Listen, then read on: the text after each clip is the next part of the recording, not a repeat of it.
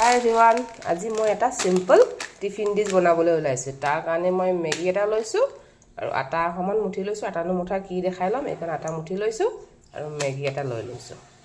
মই এইপিনে মেগীখিনি বনাই ল'ম। এটা পেকেটে লৈ লৈছোঁ মই।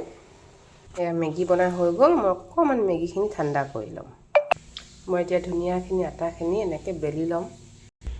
এই আপোনালোকে দেখিছেনে, বনাই লোৱা মেগীখিনি এনেকৈ সৰু সৰু আটা বনাই মই মেগীখিনি ভৰাই লৈছোঁ।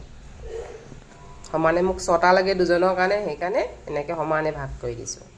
এয়া দেখিছেনে, গোটেইকেইখনে এনেকৈ মই জপাই ল'লোঁ।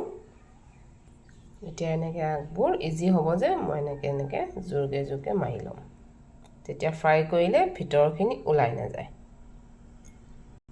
এয়া মই তেলত ধুনীয়াকৈ ভাজি ল'ম। এয়া গোটেইকেইটা বনাই হৈ গ'ল।